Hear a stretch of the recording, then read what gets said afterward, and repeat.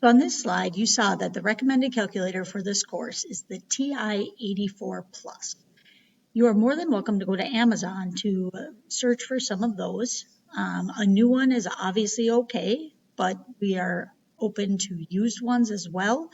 And if you're really looking for the cheapest option that would probably work, you could also purchase an used 83, so a TI 83 that's been used.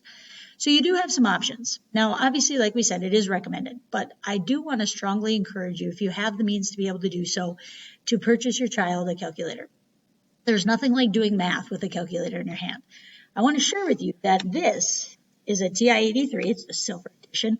This was my high school calculator. And even to this day, I still use that when I do my bills, even for that matter, because it's just a nice, quick, easy way to do that. So while I know that phones have calculators and there's other options, when you're doing math, and especially as you get into higher level courses, the more you can use the scientific or the graphing calculator, I should say, the more success you'll have with certain concepts.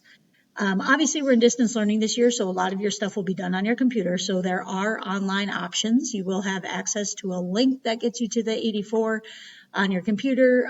You can also download, if you have a Chromebook, there'll be an extension you can download.